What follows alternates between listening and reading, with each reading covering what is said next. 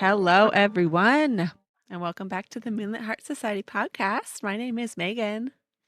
And I'm Marion. My eyes are like Bernie. uh, yeah, and hey, if you're in America, I'm so sorry, but you probably had a fun Super Bowl weekend because this episode is coming out right after the Super Bowl. I hope the who's going to the Super Bowl? The Patriots and who Uh, else? I don't know and who's playing, but I Bengals? know who's Is that it? mm, Austin. Who's playing the Sue. Super Bowl? Patriots and the Seahawks. Oh, that's right. I remember seeing that it's like a rematch because like they played a while ago, and I think the Patriots Or lost, something. or vice versa. Wow, obviously one of them lost. I don't know who's playing, Tie. Super Bowl is but I tie. know, right? I know that um the halftime show is supposed to be Bad Bunny headlining, and I heard that Green Day is also going to be there, and I think that's awesome. So I'll be watching the Bad Bunny concert, and I think they'll be playing football also at that time. So, anyways, if you I live in America, then I hope you enjoyed the Super Bowl, and congrats to the winning team. I'm sure Yeah. nothing crazy happened. Didn't you say you have Super Bowl plans? Yeah, we're going to Austin's parents' house. You have like a And we're gonna party. watch it there. And food. Nice. See, that's the thing is like I don't follow football, but it is fun to watch, and Super Bowl food, like the football party food is like always the best. Yes. Yes. Give me 100%. the absolutely extra loaded nachos. All right. Follow us on social media at Moonlit Heart Society across all platforms. And if you're feeling really cool, you can follow Arian at the Faux Jellyfish and me at Meggie Cat. If you're not already following us, you should do that. Subscribe to our YouTube channel for video episodes of our podcast. Audio listeners can find us on Spotify, or if you're even cooler, you can join our Patreon and get all our episodes, but ad free, plus bonus content, exclusive moonlighting content, and deep dive episodes that you can't get on any other platform, reading calendars, book voting, access to our newsletter, and more. Head over to patreon.com/Moonlight Heart Society to become a member today. Speaking of Patreon, we are currently deep diving the Broken Kingdom series by L.J. Andrews, and this month we're discussing book 3, Crown of Blood and Ruin. So join us for that. I have to write it down, otherwise I never remember the names. Same, it's just book 3 for me. Yeah, book 3. And of course, we have our bonus moonlighting content on Patreon as well. 15 to 30 extra minutes of content where we talk about whatever we feel like. Yeah. Um, this week we're talking about hobbies. Hobbies have, we used to have, or we wish we had. Yeah. Also, don't miss, a little plug here, don't miss our special Valentine's Day episode that'll come out on Saturday. We're going to be reviewing some spicy Valentine's Day smut and making a tier list of our favorite romantic couples, which I'm actually really excited about. Of course, with themed Me cocktails, so too. don't miss it. Okay, we're going to jump into the episode. So last time we covered chapters 1 through 11 of One Dark Window. This week we're talking about chapters 12 through 23. Here we go. So when we left Elspeth, she had just passed the Inquisition. Are you making a face at her name every time? Every time. When we left Elspeth, she had just passed the Inquisition of the Youth Council at the hands of Prince Elm and his scythe card. The nightmare had just revealed that cards have no effect on him and was able to release Elspeth from its influence during their investigation, allowing her to lie to keep the fact that the nightmare lived in her mind a secret. The rogue group had just explained their quest. They're collecting their own deck of cards secretly with the intent of using the deck to banish the mist before the king does, and in so doing, save Emery from becoming a blood sacrifice. At the end of our reading, we predicted that the nightmare would actually be the soul of the Shepherd King, and that Alex is somehow a bad guy. I don't know how yet, but he's sus. So we're starting today with chapter 12. Outside the meeting room, Elspeth waits for the council's decision and berates the nightmare for not telling her that the cards don't work on him. The council comes to the conclusion that they would need a fake courtship between Raven and Elspeth to get her to Castle U without suspicion. They agree to the ruse, albeit reluctantly, and before heading back to the equinox festivities, Raven takes Elspeth to Emery's rooms to show her why they are on this mission. On the way, Raven shares that the king has chosen Emery as his sacrifice because he is dying, and the king believes a mercy killing will spare him from a long and painful degeneration. They are on a time schedule. They must find the deck before winter solstice in order to save Emery. When they arrive at Emery's door, they enter the room to find it empty. Emery was missing. Also, a fake engagement? I know. I was like, ooh. We love A fake engagement to a real one? fake to real? Oh my Woo. god. I love it. I love it. All right. They had me. Chapter 13. Raven and Elspeth rush to the gardens in search of Emery. They run into the king, who takes note of them together, and Elspeth feels like Raven despises people thinking they're together. In a secluded part of the gardens, they find Emery, about to become a punching bag for a pair of men wielding white eagles. They claimed Emery was picking their pockets, and Ravine tried to defuse the situation. Ravine tried to defuse the situation, but their eagle cards gave them courage and a fight broke out. While Elm and Elspeth watch Raven fight, Elm reveals two things. Emery's magic gives him the ability to read people, and Raven is infected like her. Okay, bear with me. I don't know if you had this thought, or if I'm just reading into things, or I'm crazy. But what were these two men who had activated courage cards doing in a secluded section of an equinox party when Emery happened upon them to pick their pockets? Hmm. And they were probably distracted. What in the RNC Tinder meetup was going on at the edge of this forest that they had courage cards for? I wonder. I was like, okay. I was like, that's cute. They were definitely doing whatever this world's version of a Tinder meetup was, and they needed a little extra courage for it. They needed courage for it. All right, chapter 14. Confronting Raven about his infection, Elspeth learns the nature of his magic. The cards have no effect on him, but he also cannot use them. When he touches a card, she sees its light go out, and he demonstrates with the two white eagles that he took off the men that attacked Emery. Lightless in his grip, as soon as he let them go, the white light returned. The only cards he is still able to wield are the Nightmare and the Mirror. They are interrupted when her stepsisters see her, and the two must begin the act of their fake engagement. Raven takes her to the dance floor, where they make an appearance as a couple. Then Elspeth heads back to her room. On the way, she finds Elm and Emery also heading back. Emery calls her the Nightmare and starts reciting the Book of Alders while Elm thinks he's rambling drunk. Elspeth is certain he read her and saw every last one of her secrets. So I'm a little suspicious at this point.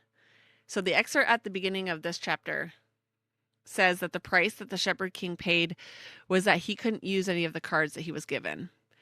And we also just learned in the previous chapter that the cards don't work on the Nightmare, which my theory is that the Nightmare is the Shepherd King.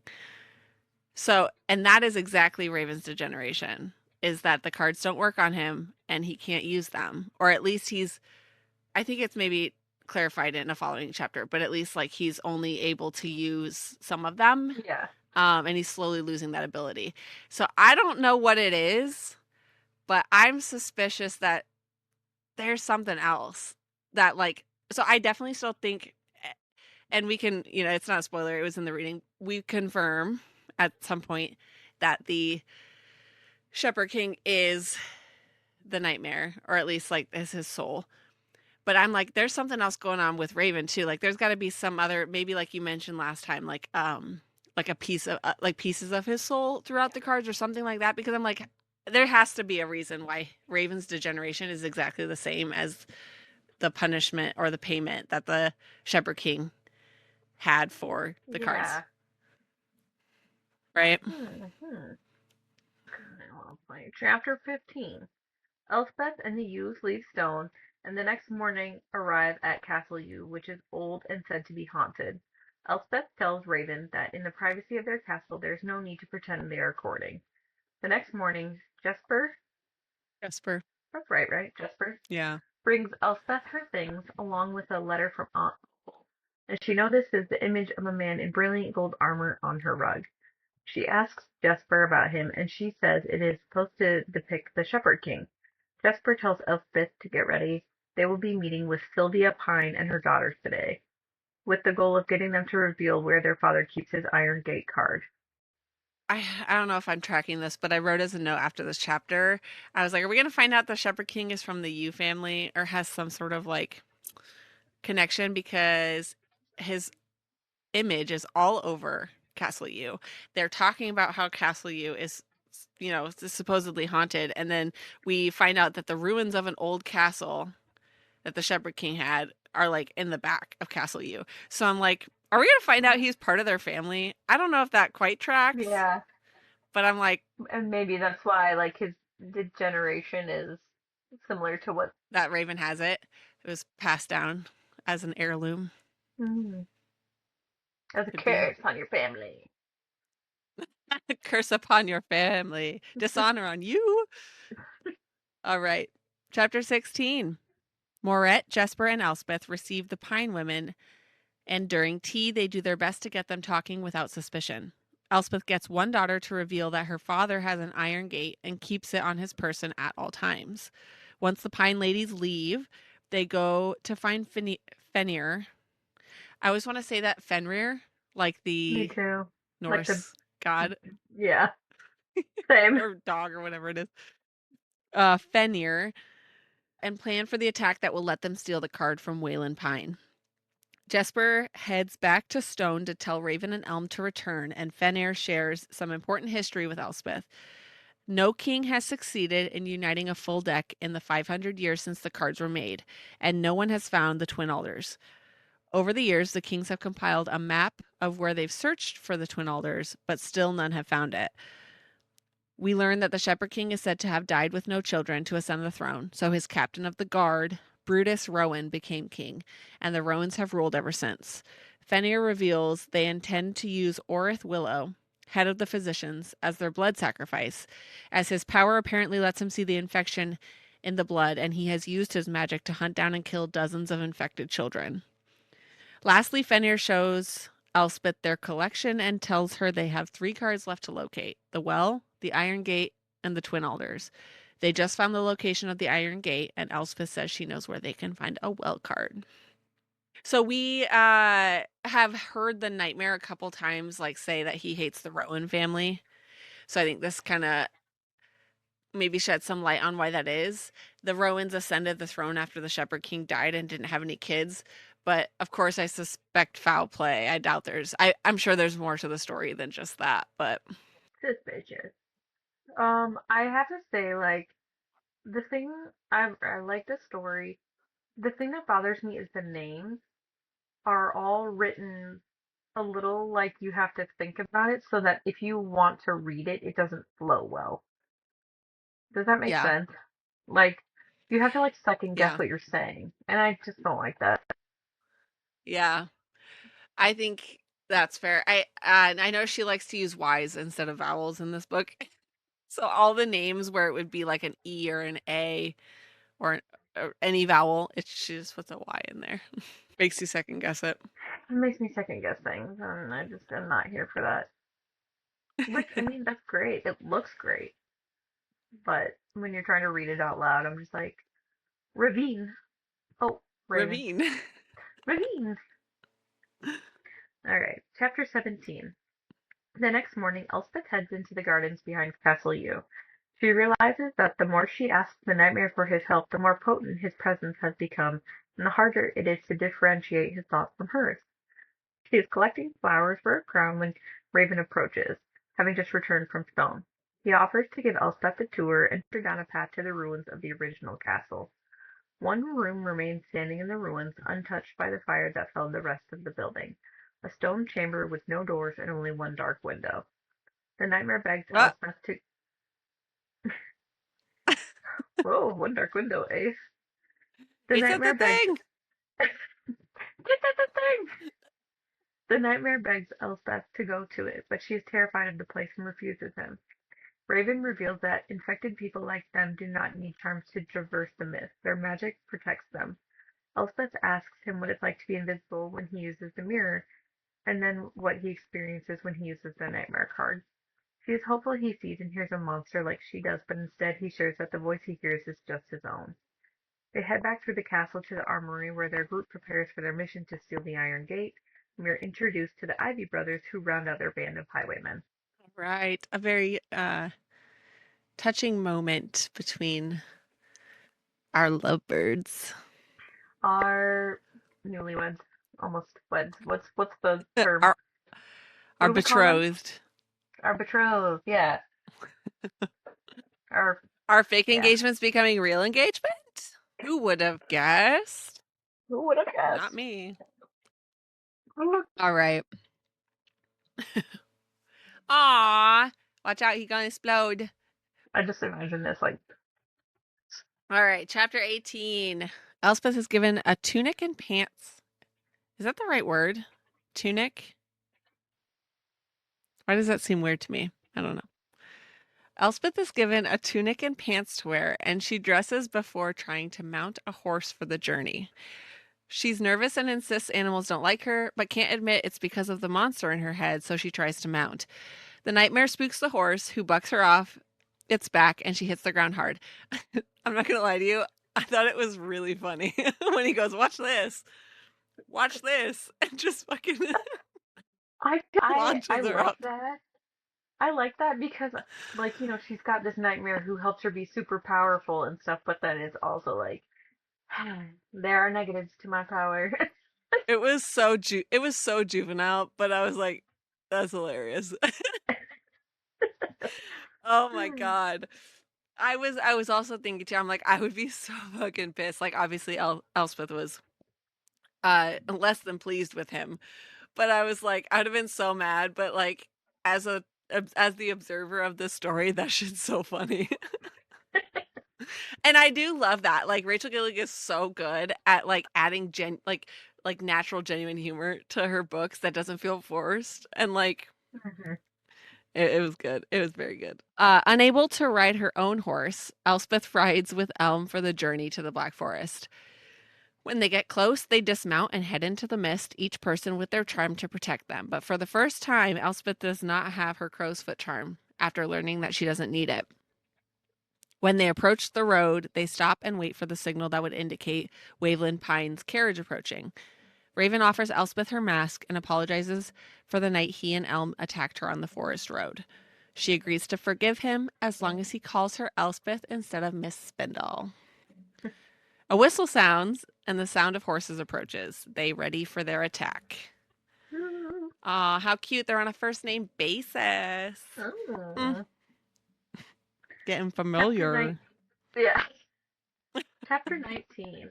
As the pine carriage approaches, they notice something is wrong. Instead of just one carriage, there are two, surrounded by three destriers and Prince Hwa on war horses. While taken by surprise, the group launches their attack, cutting off the road and forcing the procession to stop. Jasper Elm, John Thistle, and the Ivy brothers take on the destriers, and Elspeth and Raven head for the carriage to nab the Iron Gate. As soon as Elspeth identifies the card in Pine's cloak, Raven goes after it, and Elspeth heads back for the cover of the wood. In her retreat, she runs into her father, who is locked in combat with Elm. She makes it back to the woods, but when she turns she sees Elm about to fall to her father's blade. She nails him with a rock, distracting him long enough for Elm to get away. Her father comes after her, throwing a knife, and Elspeth calls on the nightmare for help, allowing her to catch the blade. With the nightmare's strength, Elspeth kicks him to the ground and threatens him with words from the Book of Alders. Before she can do anything, a horse knocks her away and then Jesper is there, hauling her back into the woods. They run, but a destrier appears and slams into Jesper. They fight, and she is the victor, but quickly realizes she lost her charm in the brawl. Quickly, the smell of salt grows overwhelming, and Jesper starts mumbling nonsense, eyes glazed over. She darts into the woods, and Elspeth runs after her. When she finds Jesper, she's caught beneath an old tree, ankle twisted and tied up in the roots. She says Raven carries a spare charm, and Elspeth runs back to find him. When she makes it back to where they fought the first Destrier, she runs into two more and Prince Hawk. Ugh. Hiding, hiding behind a tree, she watches the Destriers take their fallen comrade back, but the prince lingers, like he knows she's there. With the unnatural speed of his black horse, he snatches her wrist and twists, breaking it. She strikes back and is surprised to see claw marks appear across his shoulder and neck, and his blood covering her hand. As she flees, she finds Raven, and they run back to Jesper. Raven gives her his spare charm, and she relaxes from the spirit's influence. The rest of their group returns, and Raven reveals their reward, the green light of the Iron Gate card. Okay, that was a very long chapter, obviously. But we learn a couple things. So we get a glimpse of what happens to people when they enter the mist without their charm. I'm sure that won't come back at a later date, but Yeah, very good that we know what happens. yeah, that would suck, you know? Good to know. So Prince Hoth, when I was editing the last video, the first part of One Dark Window, you said that Prince Hoth reminds you of what's his face from Harry Potter? What was his name? Um, Victor Crumb. Yeah, Victor Crumb. So I looked him up because I couldn't remember which one that was. And literally I was like, that is so accurate. So I put a picture of him in the I put a picture of him in the video because I was like, it's nuts how accurate that was. Like if I had to picture Prince Hoth, that's what he looks like for sure. You're just so good at like recalling these like characters that look exactly like I wish I had that skill. You're so good at it. Thank you. Okay. So the group was surprised that Eric Spindle was there and that the Yeah, carriage, like there were more carriages and more people, destriers, than they expected. So what's up with that? that's weird. Um, Kind of weird. that seems kind of weird. We are pretty confident though after the brawl though that he didn't recognize Elspeth because of her like the nightmare's influence. So like we'll see, but they haven't gone to retrieve the well card yet, so we don't know. Maybe he is suspicious. All right, chapter 20. The group heads back to Castle U and Elspeth rides with Raven. One horse trope. Mm. Although I will say I hate it when I'm like, oh, it's a one horse trope, and I'm really excited, and then she's behind him on the horse, and I'm just like Ugh. angry. Gross. Um, the group heads back to Castle U and Elspeth rides with Raven. Raven tells her that he almost didn't recognize her in the woods, and sometimes he sees her eyes turn yellow and feels a darkness from her that he does not recognize. But that's so silly. Why would he think that? They're quiet the rest of the journey, and Elspeth sleeps until they reach the castle. In her room, she wakes from a dream where again she sees the knight in tarnished gold armor seated upon a stone in the center of an ancient room. When he sees her, he tells her to let him out before the room bursts into flames. Her injured wrist was wrapped, and she's bruised and swollen from the last few days of riding and fighting. When she heads downstairs, Raven checks her wounded wrist, and then suddenly Moret enters, followed by Ione. Her unannounced visit surprises everyone, and Elspeth immediately sees the effects of the maiden are making her cold-hearted and disingenuous. Ione asks what happened to her arm, and Elspeth claims she fell off a horse. Elm arrives and tells Raven that the Destriers are ready to train and asks why Ione is there. She tells him she's there to speak with Hoth, who is supposed to arrive with the Destriers for training. Mm. The dynamic with Ione, I'm curious to see how that pans out because I haven't quite Yeah. figured out like where that's going. And I'll be really sad if it does turn out that like Ione turns into some kind of like villain to Elspeth's story because it seems like they were like really good friends. Yeah. Maybe her only friend. So I Yeah. hope that's not the case, That. but Let's see. they've also alluded many times to like don't be so sure that this castle isn't haunted. Um What do you do, mean? yeah, what do you think that means? Do you think there's more to that or Another piece that's of just the guy's soul is there. Probably where the Twin Alders card is or whatever. Actually, and you just can't find it. Who knows? That's my oh, theory. you think the Twin Alders is that Castle U? That's something I hadn't thought about. Maybe it is. Maybe the Twin Alders card is hidden in Castle U somewhere. Hmm. And maybe the Shepherd King is like Moaning Myrtle and haunts the halls of Castle U. hangs out in the And bathroom. maybe this is just Harry Potter in disguise. Probably is. All right, chapter 21. Ione and Elspeth chat on their way to the yard where the Destriers are gathered to train. Ione seems offended that Elspeth was asked to Castle U to be courted by Raven. Elspeth is confused and hurt by her cousin's new attitude. Prince Hoth arrives and Elspeth sees the damage she wrought the night before. 4 giant claw marks dug into his neck. Once again playing the role of the captain of the Destriers, Raven explains he called them here to train since 3 of his men and the prince were ambushed by highwaymen in the Black Forest. Hoth is angry and claims they happened upon Pine and Spindle as they were traveling home from Stone when the highwaymen attacked, injuring 3 of their men and stealing Pine's iron gate card. Elspeth notes that he intentionally claims it was a man that bested him and clawed his neck, even though he had to have known it was a woman. He boasts that while he didn't get a good look at his face, he broke the man's wrist before he got away. Elspeth sees Ione take note of her broken wrist and is sure she suspects something. Raven challenges Hoth to spar to show the Destriers how to properly handle highwaymen, and he quickly beats Hoth in front of everyone, breaking his hand before anyone could pull him away. On her way back to her room that evening, Elspeth overhears and Raven talking behind their door, reprimanding him for recklessly breaking Hoth's hand and warning Raven there's still too much about Elspeth that they don't know. Raven catches her eavesdropping and invites her on a stroll, telling her there's something he wants to show her. Throughout this, I get the vibe, obviously, that Elm is like super suspicious and cautious, but I don't necessarily I don't get like a bad vibe. I know he's kind of acts like a jerk, but I don't Yeah, think that it's because of anything nefarious. I just get the feeling that he's just like super possessive of his family. yeah. But yeah, like I said, I haven't figured out Ione. No good vibes about Prince Hoth. He just seems gross. I don't know. It makes me wonder if Ione, like, yeah, she's more cold-hearted and stuff, but maybe it's even towards, like, Prince Hoth. Like, I mean, maybe Yeah, it just, like, multiplies it. I was kind of picking up on that and I thought it was interesting. So she notes a couple times that like so she says there's so much you don't know about the world about powerful men is what Ione says to Elspeth. And also at the same time seems like really thrilled by Hoth. So she's like watching Raven kick Hoth's ass and like is like super excited by it and not at all like worried. And then Yeah. Elspeth says she notes hatred in her eyes.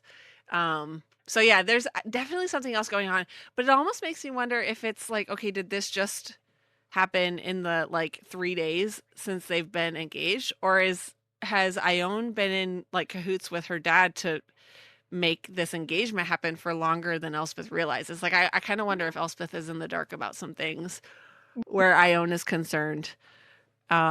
Which again would be kind of sad, right? Because it's like, It is this is her only family, only friend that really like cares about her, and then maybe we find out later that she doesn't maybe care for her as much as she thought. It would be really sad, but it makes me yeah. wonder. Raven tells Elspeth that Hoth hates the infection more than most people, and he's the one that actually told the king about Raven's infection and about Emery's infection. So he's a little snitch. And I also wonder if like Hoth might maybe be like the real villain of this story. Probably And is. it makes me wonder, yeah, it makes me wonder too if like maybe we're gonna end up with some sort of like coup situation where maybe Hoth like ends up taking the throne from his father or something like that and ends up just like wreaking. I don't know. Like he just gives me weird vibes, gross vibes. Mm. All right, chapter 22. Raven leads them back through the gardens and into the ruins of the old castle, taking her right to the stone chamber with the dark window, with one dark window. Again, the nightmare urges her to go inside, and she hesitates, but follows Raven through the window and into the darkness of the room. The chamber was square with rotten wood rafters, ivy laden walls, and a stone slab in the center, identical to the one from her dream. Inside, Raven shows Elspeth a hidden compartment within the stone slab that could only be opened by infected blood. Inside the compartment, they hid their card collection, all but the remaining Well and Twin Alders cards. Raven says he stumbled onto the secret when he was a boy, and the nightmare says this is the chamber that the Shepherd King built to barter with the spirit of the wood. Raven explains that his infection made cards not work for him, but they also couldn't be used against him. The king saw value in his abilities, so instead of having him killed, he trained him and made him captain of the Destriers. His degeneration, however, causes him to lose the ability to wield another card each year. Only the Mirror, Nightmare, and Twin Alders remain. Elspeth questions Elm's loyalty as a Rowan, and Raven shares his story. As a child, the king didn't like Elm's proclivity for books over training, and so he left his upbringing to the queen. When she died, he was abused and brutalized by Hoth, and Raven brought him to Castle U, where his parents raised him as their own. They earned his loyalty, and he will never betray them. After sealing the cards back in the stone, the tension finally breaks, and Raven kisses her. For a moment, Elspeth opens her eyes and sees the Golden Knight seated on the stone behind them, and with the nightmare's voice, he tells her to let him out. Terrified, she screams and runs from the stone room, leaving a very confused Raven behind. The nightmare finally reveals that the Golden Knight she keeps seeing is the man that he once was, in the room he once built for the Spirit of the Wood. Elspeth recalls what was written in the Book of Alders about the Nightmare's card's origins and realizes that what she absorbed when she touched the Nightmare card 11 years ago was, in fact, the soul of the Shepherd King. So that was a lot. But we get some good history about, the people that we've met so far. We learn about Elm. We learn about Raven. Um, we do get confirmation that she's got the Shepherd King in her brain. I just wrote knew it. Called it. Alright, chapter 23. Elspeth wakes the next morning to Philip Willow calling to her. She was outside in the ruins and couldn't recall how she got there. Philip takes her inside and makes her tea. While rewrapping her wrist, they talk about the history of Blunder and how things changed when the Shepherd King died and Brutus Rowan took over. The Rowans use the Shepherd's Book of Alders as a doctrine to rule by, twisting the words to justify killing the infected and making natural, uncontrolled magic illegal. Elspeth asks about degeneration, and she can't seem to figure out what hers is, but Philip can't help her. Heading back to her room, she demands the nightmare give her answers and comes to the realization that her degeneration has been happening slowly over years every time she asks the nightmare for help. He is becoming stronger. She has been slowly fading to the point where she struggles to tell where she ends and he begins. Creepy. Okay. Mm-hmm. I wonder if I'll bring it up here, but there's this picture. Just remembered. So when I was looking for the book cover, like to use this in edits, there's this fan art that that I saw that I'm like, oh my gosh, I love this. I don't know who drew this, but it's on the artwork, but it's so cute. Look at these cuties. Oh, is it gonna be Oh, blurry? Ah, it's so cute. Look at these guys. oh, What a bunch of cuties. that is cute. Anyways, I'll put it I'll put it on the video so that it's not off my phone. But yeah, I love it. It's so cute. Anyways. Okay, so we're leaving off where Elspeth has realized that well, she's finally getting some answers, even though the nightmare has withheld them from her. I guess that's something that he's been doing that has actually kind of annoyed me. But like the nightmare has been with her apparently for 11 years, and the whole time kind of like being dodgy about like who he is, like his abilities, her abilities, all that stuff. Not really answering her questions. So she's finally, after all this time, it sounds like getting some answers about everything she's wondered. Do you think it's because he's like not wanting her to know, or like she's because I think he tried to pull the like you're not asking me directly kind of thing, which is kind of a bit of a miscommunication, and I hate miscommunications. So like, what do you think is going on there? I think he was weak when he went into her and they didn't know who he was, perhaps, or like didn't have much of his memories. And I mean, he doesn't Oh help yeah, her unless she asks for help. So it's not like he's, right, you know what I mean? He's not like trying to get her to. He could have made her do it quicker, by like helping her yeah, more and stuff. So I don't. And then it makes me wonder if like as he's gotten stronger, more has come back to him, maybe, true. because he doesn't seem like a shitty person. So I don't think that he would be doing all of this on purpose. And that it makes me wonder if he's limited in what he can do or say. Yeah, that's a good point. Okay. So theories and predictions. Did any of our theories or predictions come true? Uh yeah, the Shepherd King is in fact living in Elspeth's head, but we don't know the other one about Alex being the bad guy. We didn't Alex wasn't in this reading, so haven't heard from him yet, but I'm He's sure just a he'll be bad back. guy. He's not the bad guy, but he's a bad guy. I just have a feeling he's going to show up. He's going to show up and like, "Oh, she turned around and there was Alex," like kind of like, type of scenario where it's like yeah, we forgot about him and then he's like actually the little minion for Prince Hoth or Yeah. some shit. Any predictions you have for the last section? I don't I think we'll find out more about I feel like we'll find more out about the Shepherd King. I think that's what we'll find out, and I feel like maybe more about Ion. I would like to know more about Ione. She's giving Me me too. anxiety. Me too. I think I said this, but I think Raven's abilities are also somehow connected to the Shepherd King. So I'm hoping that we'll maybe learn a little bit more specifically about that. Maybe Yeah. he is, maybe, I don't know if this is exactly a theory that I have, but like a suspicion maybe is that he is like connected to the Yu family in some way. So, and Hoth is definitely going to be a problem. And Ione knows more than she's letting on. I think for sure she knows something. So, all right. So, what do you think so far about One Dark Window? Let us know in the comments. We'd love to shout out any theories or off the wall predictions in our next episode. Join us next week where we're going to finish up One Dark Window with chapters 24 through the end, chapter 35. Don't forget to catch our deep dive of the Broken Kingdom series only on Patreon. And stick around for the moonlighting portion of the episode where we talk about hobbies that we have, used to have, or want to have. So, catch you all next week. Bye. Bye.